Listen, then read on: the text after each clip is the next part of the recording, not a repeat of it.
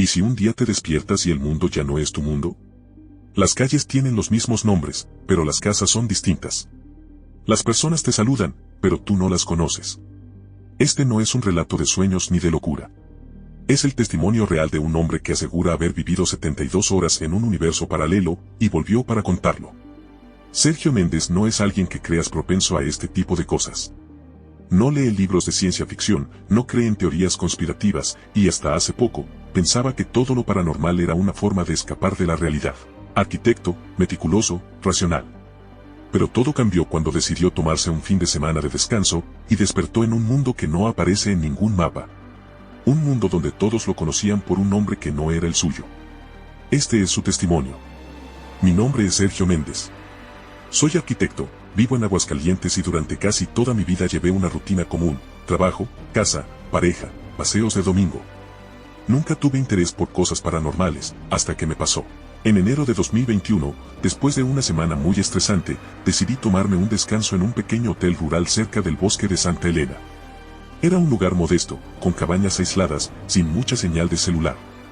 Perfecto para desconectarme del mundo. O al menos, eso creía. Me acosté temprano, con una tormenta de fondo. Pero al despertar, algo ya no encajaba. Lo noté al instante. La habitación parecía igual, pero no era la misma. La cama estaba del lado opuesto, las paredes eran de madera oscura, y la ventana daba a un paisaje distinto.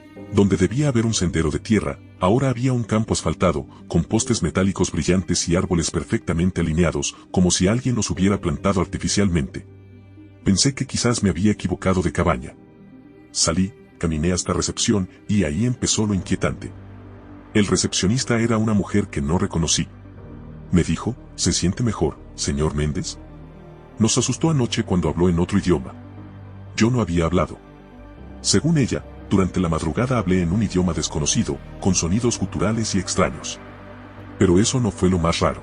Al salir del hotel, el letrero decía: bienvenido a Sector Q, Valle Quinto.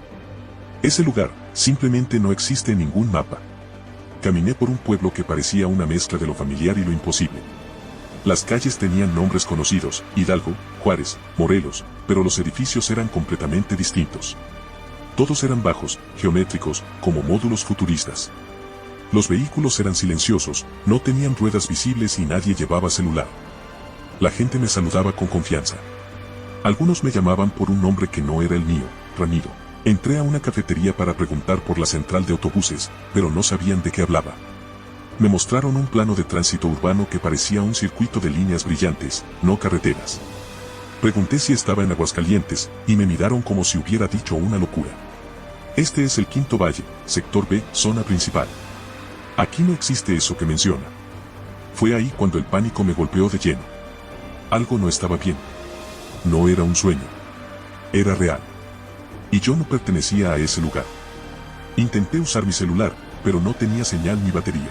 Entré a una tienda para cargarlo, pero los enchufes no coincidían. La corriente era diferente. Todo era diferente.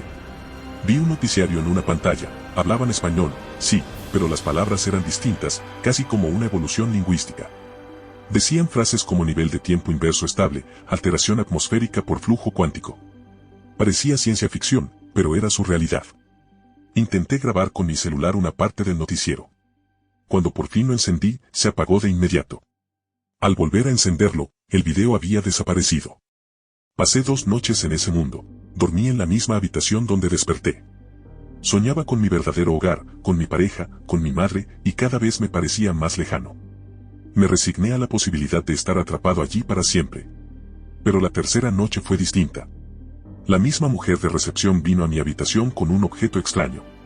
Era como una especie de piedra luminosa, con una inscripción. Me dijo: Ramiro, si vuelves a ver la línea roja, cruza. No mires atrás. No vuelvas a hablar tu idioma. No entendí, hasta que, esa madrugada, mientras caminaba en los alrededores del hotel, vi una línea roja brillante en el cielo. Una especie de fisura que bajaba como rayo hasta el suelo, atravesando el bosque. Y sin pensarlo, corrí hacia ella. Sentí un zumbido dentro del cráneo, un ruido sordo, como una explosión que no duele. Cerré los ojos. Desperté en el hospital. Mi pareja me había encontrado inconsciente en la cabaña original, en el mundo real.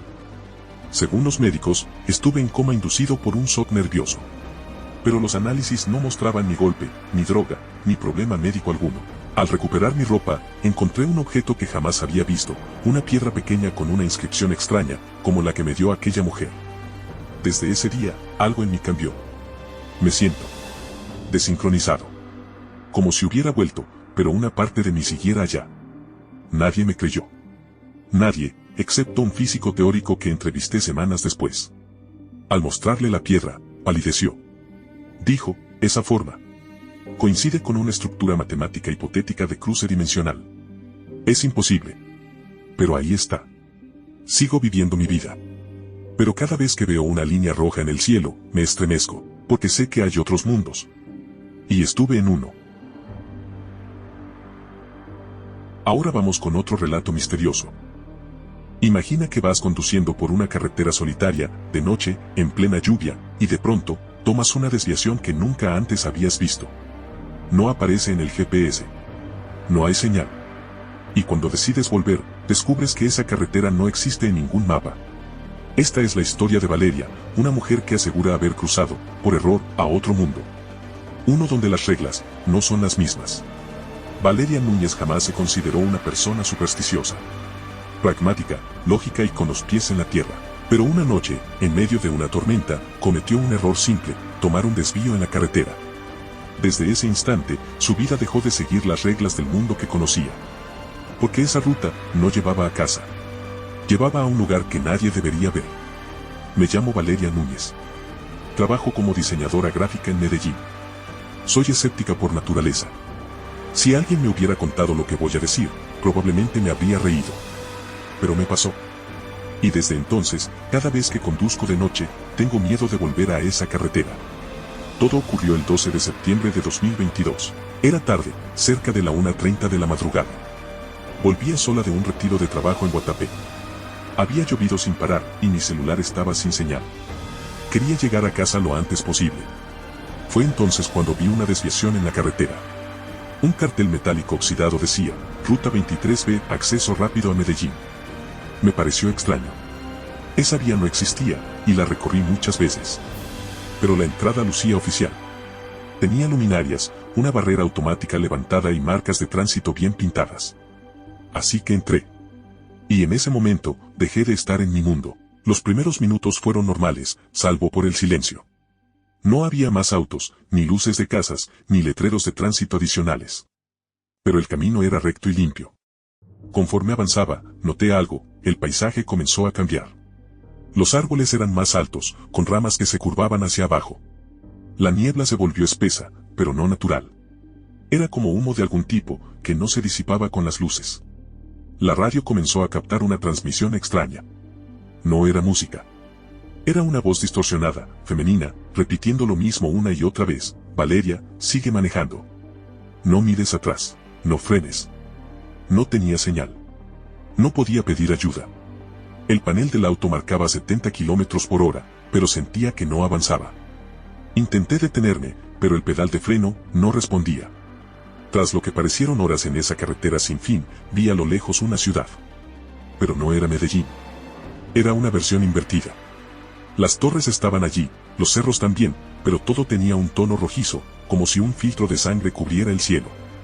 Los edificios parecían hechos de concreto sucio, y no había luces en las ventanas. Estacioné el auto. Pude moverlo por fin. Caminé por una calle desierta. Había tiendas cerradas, pero con productos que jamás había visto.